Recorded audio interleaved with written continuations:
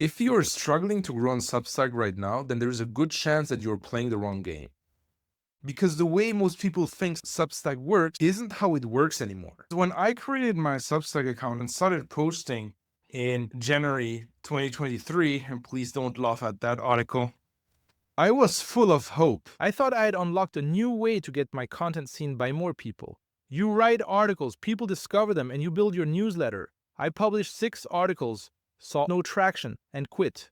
Today, I'm sitting at more than 11,000 subscribers. But I didn't get there by playing the game I originally signed up for.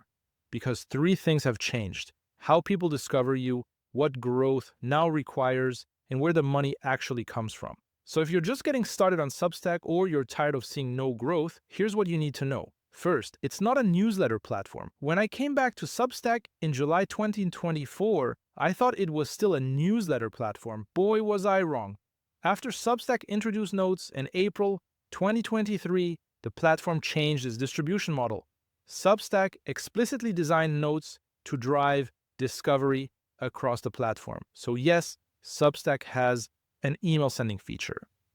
But it isn't a full email marketing system. Its real discovery engine now lives inside the platform and mostly through Notes. Articles can still bring in subscribers long after you publish them, but only a small handful tend to keep working over time. That doesn't mean articles are useless. Notes create discovery. Articles build trust. Someone discovers you through a note, visits your profile, reads an article, and then decides whether you're worth subscribing to. Occasionally, one of those articles becomes a real banger that continues attracting subscribers for months. And a perfect example are these articles that you see on my timeline, right? But you can't predict which article that will be. You have to publish enough to find it. That's why I recommend going on a writing sprint and committing to publishing 1 article a day, especially when you're getting started. I've been writing daily articles on Substack for weeks, and I use a simple process to keep each article to roughly an hour of work. I've also isolated 3 Substack Notes templates that I use right now. I've put the process and templates in a Google Doc. It's the first link in the description. Understanding where discovery happens is only half the game. Notes can put you in front of people. That doesn't mean those people will pay attention to you, because Substack didn't just add a new publishing feature, it quietly turned itself into something completely different. Second, Substack got corrupted by the same thing that corrupted every other writing platform: the social feed. I dream of a platform where I can show up in the morning, write my piece, and then disappear. That platform used to exist many moons ago. It was called Medium. Now there are no more platforms for introverts like me. It's all social media.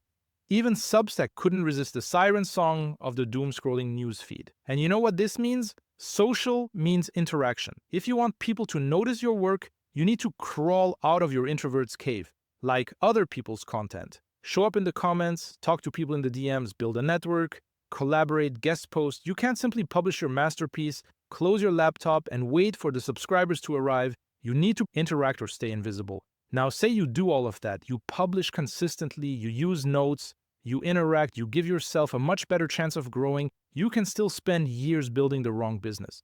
Because the biggest misunderstanding about Substack isn't how you get subscribers. It's what those subscribers are actually worth.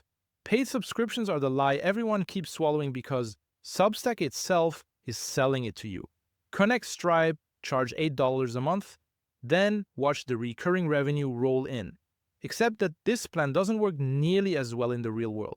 Even at a 5% conversion rate, you would need 12,500 free subscribers to get 625 paid subscribers.